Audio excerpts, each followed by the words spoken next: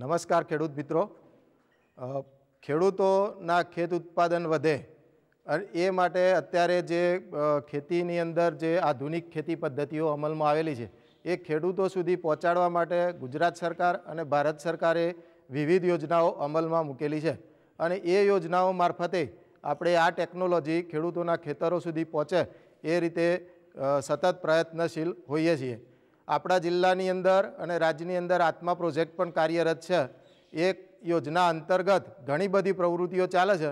તો આ પ્રવૃત્તિઓ અંતર્ગત તમારો કોઈ પણ પ્રશ્ન હોય, કોઈ પણ મૂંઝવણ હોય તો તમે આપ મને પૂછી શકો છો. નામ પટેલ નિકુંજ, ખેડૂત લક્ષ્મીપુરા કંપા. પહેલો પ્રશ્ન તો સાહેબ એ થાય કે આ ફાર્મ સ્કૂલ શું છે અને એની વિશેષતા શું છે?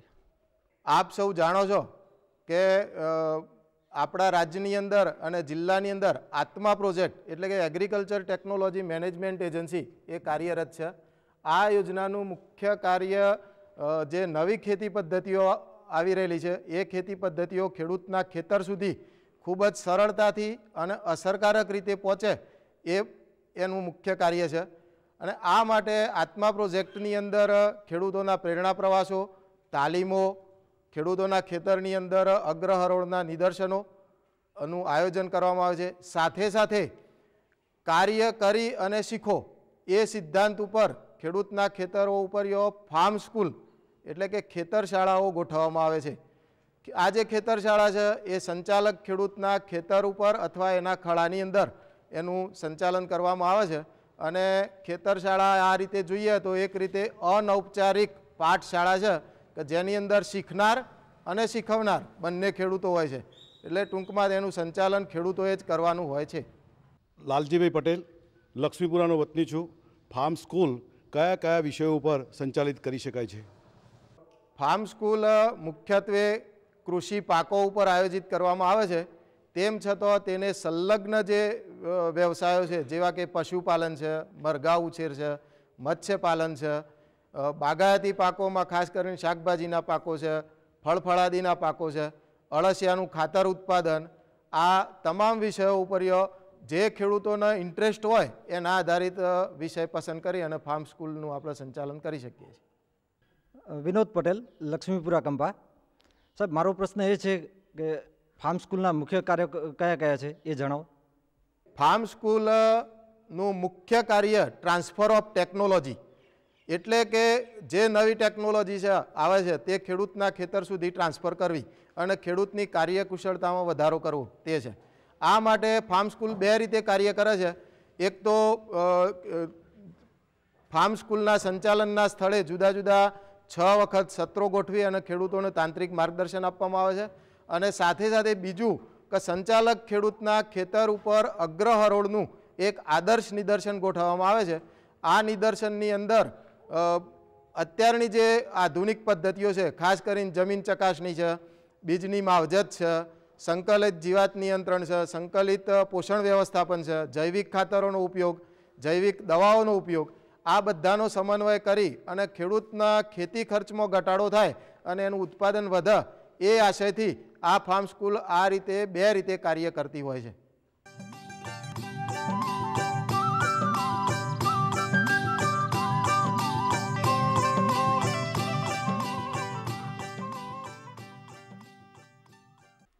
સાહેબ, મારું નામ પંકજકુમાર અરવિંદભાઈ પટેલ.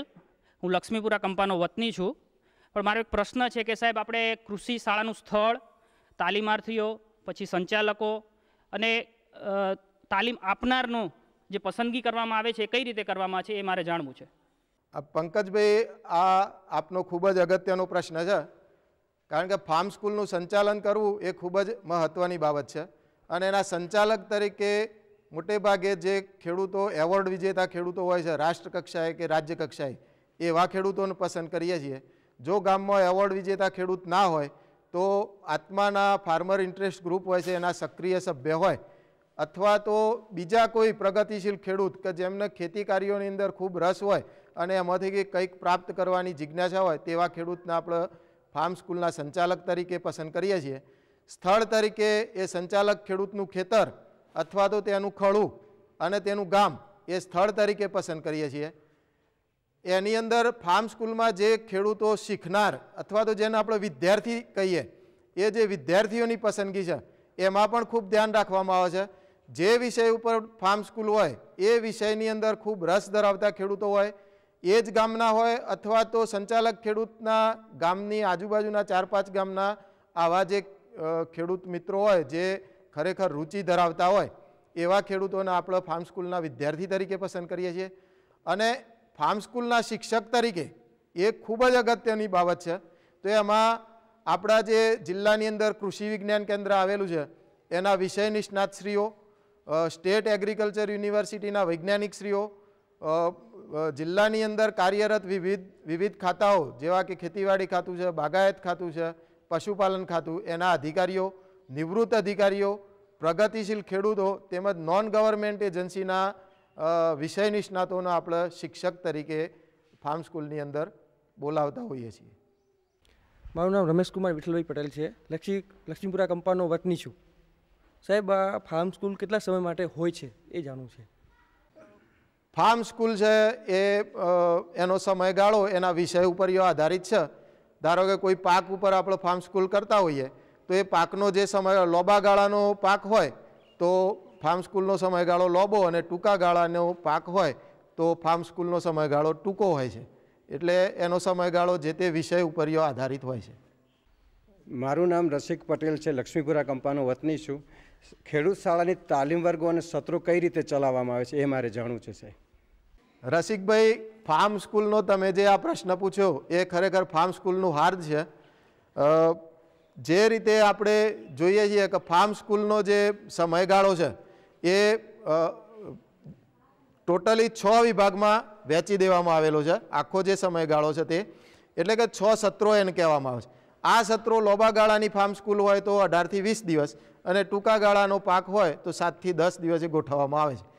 સત્રની અંદર જે દિવસે સત્ર હોય એ દિવસે 2 ભાગમાં વહેંચવામાં આવે છે. શરૂઆતમાં તાંત્રિક માર્ગદર્શન અને ત્યારબાદ જે સંચાલક ખેડૂતના ખેતર ઉપર નિદર્શન ગોઠવ્યું હોય તે ખેતર ઉપર આપણે પ્રેક્ટિકલ માર્ગદર્શન આપતા હોઈએ છીએ. જુદા જુદા જે 6 સત્રો આપણે ગોઠવવાના હોય છે એમાં દરેકમાં પાકની અવસ્થા મુજબ સત્રનું આયોજન હોય છે અને એ રીતે માર્ગદર્શન આપવામાં આવે છે. ટૂંકમાં હું તમને સમજાવું તો પ્રથમ સત્ર હોય એ હંમેશા જમીન ઉપર હોય, એટલે કે જમીનની પસંદગી, જમીનની માવજત, જમીનની જાળવણી, જમીનની ચકાસણી, ત્યારબાદ એની અંદર રહેલા પોષક તત્વો વિશે માર્ગદર્શન તે હોય છે. બીજું જે સત્ર હોય છે તે ખાસ કરી અને જે ખેત સામગ્રી છે કે જે પાક પસંદ કર્યો છે એમાં કઈ કઈ ખેત સામગ્રીનો આપણે ઉપયોગ કરવાનો છે એમાં મહત્તમ બિયારણની પસંદગી અને એની બીજ માવજત એના ઉપર આપણે ધ્યાન આપીએ છીએ. ત્રીજો જે સત્ર હોય એની અંદર પોષણ વ્યવસ્થાપન, એમાં ખાસ કરીને આપણે રાસાયણિક ખાતરો બહુ વાપરતા થયા છીએ અને બિનજરૂરી ઉપયોગ કરે છે. એની સામે સેન્દ્રિય ખાતરો, લીલો પડવાશ, જૈવિક ખાતરો એ બધાનો ઉપયોગ કરી અને ખેડૂત ખેતી ખર્ચ ઘટાડી અને કઈ રીતે લાભ મેળવી શકે, વધુ ફાયદો મેળવી શકે એના ઉપર કરીએ છીએ. ચોથું જે સત્ર છે એ પિયત વ્યવસ્થાપન છે. પાકને કયા સમયે, કયા સ્ટેજે, કેટલા પ્રમાણમાં અને કઈ પદ્ધતિથી પિયત આપવાનું છે તેની આપણે સમજણ આપતા હોઈએ છીએ. ખાસ કરીને સૂક્ષ્મ પિયત એટલે કે ટપક સિંચાઈ અને ફુવારા પદ્ધતિથી ખરેખર કેટલા લાભ થાય છે એનું તલસ્પર્શી માર્ગદર્શન આપવામાં આવે છે. ત્યારબાદ 5મું સત્ર એ રોગ જીવાત નિયંત્રણ ઉપર અને છેલ્લે જે મહત્ત્વનું સત્ર છે એમાં કાપણી અને કાપણી પછી જે એની આફ્ટર હાર્વેસ્ટ પ્રોસેસ જે છે એના ઉપરનું સત્ર હોય છે. એની અંદર કાપણી પછી જે આપણું ઉત્પાદન મળેલું હોય એનું ક્લિનિંગ, ગ્રેડિંગ કર્યા પછી એનું પેકિંગ કરવું, એનું માર્કેટિંગ કરવું, ત્યાર સુધીની ખૂબ જ તલસ્પર્શી માહિતી ખેડૂતોને આપવામાં આવે છે. એટલે ટૂંકમાં શરૂઆતથી તે અંત આખા પાકની અવસ્થા આ 6 સત્રોની અંદર આવી જાય એ રીતે એનું આયોજન કરવામાં આવે છે.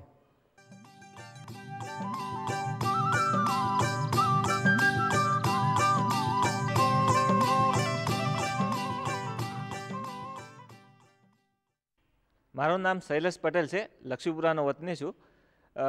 ફાર્મ સ્કૂલમાં કોઈ દફતર કે રેકોર્ડની જાળવણી કરવાની હોય છે એ જાણવું છે મારે. ફાર્મ સ્કૂલની અંદર એક તો જે ફાર્મ સ્કૂલના ખેડૂતોને ક્રિટિકલ નિદર્શન ઇનપુટ આપવામાં આવે છે એનું એક રજિસ્ટર નિભાવવામાં આવે છે. ત્યારબાદ જે ખેડૂતો દરેક સત્રમાં હાજર રહેલા હોય એનું હાજરી પત્રક, એ પણ નિભાવવામાં આવે છે. સાથે સાથે જે સત્રની અંદર વૈજ્ઞાનિક શ્રી આવ્યા હોય અને એમણે જે માર્ગદર્શન આપ્યું હોય એ વૈજ્ઞાનિક શ્રીની વિગત તેમજ એમની ટૂંકી નોંધ એની અંદર નોંધવામાં આવે છે.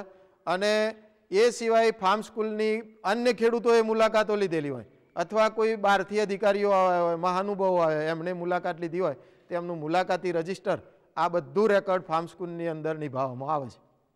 મારું નામ જયંતિલાલ પટેલ, લક્ષ્મીપુરા કંપાનો વતની છું. મારો પ્રશ્ન છે કે ફાર્મ સ્કૂલમાં નાણાકીય વ્યવસ્થા શું રાખવામાં આવે?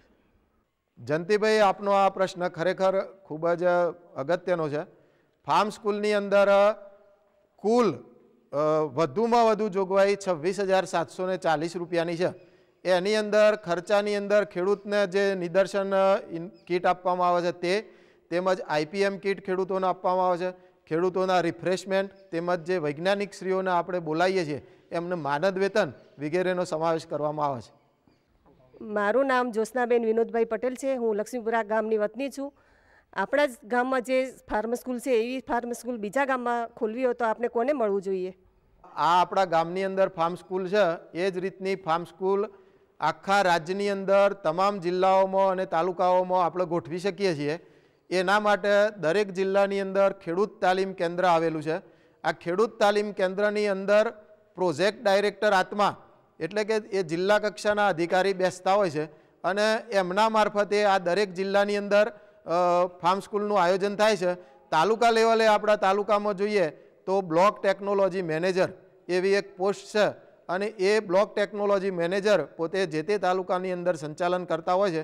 સાથે સાથે હવે તો દરેક ગામડાની અંદર 2 ગામ દીઠ એક ખેડૂત મિત્રો પણ નિમણૂક આપવામાં આવેલી છે અને એ ખેડૂત મિત્રનો પણ તમે સંપર્ક કરી અને ફાર્મ સ્કૂલનું આયોજન કરી શકો છો. આ ફાર્મ સ્કૂલથી જમીનની તૈયારી કેવી રીતે કરવી, એને કઈ રીતે પાળા બનાવવા, એ બધી માહિતી ફાર્મ સ્કૂલમાંથી સારી રીતે મળે છે.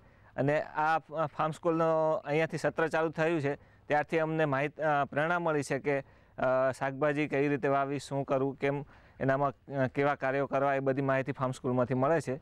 અને જમીનની તૈયારી, છોડની પસંદગી, ત્યાંથી માંડી અને પાણીનું પિયત કઈ રીતે આપવું, પછી ફર્ટિલાઇઝર કયા કયા વાપરવા, એ બધી માહિતી ફાર્મ સ્કૂલમાંથી સારી રીતે અહીંયાના સાહેબો બહારથી નિષ્ણાતો આવે છે એ આપે છે. અને મને સારો ફાયદો થયો છે એવું લાગે છે અત્યારે મને. ખેડૂત મિત્રોને મારી નમ્ર વિનંતી છે કે આ ફાર્મ સ્કૂલો જ્યાં જ્યાં થાય ત્યાં અચૂક લાભ લે. ત્યાંથી જે માહિતીની આપલે થાય છે એ ખૂબ સરસ માહિતીની આપલે થાય છે અને ખૂબ સારા પરિણામ આનાથી આપણે લઈ શકીએ એવી મારો અભિપ્રાય છે. ખેડૂત મિત્રો, ખરેખર આ જે આપણે ફાર્મ સ્કૂલ વિશે તમે માહિતી લીધી એ રીતે આ ફાર્મ સ્કૂલનું આયોજન કરવામાં આવે અને એની અંદર જે આ ખૂબ જ અદ્યતન માહિતી જે આપવામાં આવે છે તે માહિતી જો આપણે બધા લઈએ અને એનો ખરેખર આપણે ઉપયોગ કરીએ તો તે ખરેખર આપણને ખૂબ જ ઉપયોગી થઈ શકે તેમ છે. તો એનો આપ સૌ લાભ લો, આપ સૌ આત્મા પ્રોજેક્ટની અંદર જોડાઓ અને ફાર્મ સ્કૂલનો મહત્તમ ભાગ લો તેવી હું અભિલાષા રાખું છું.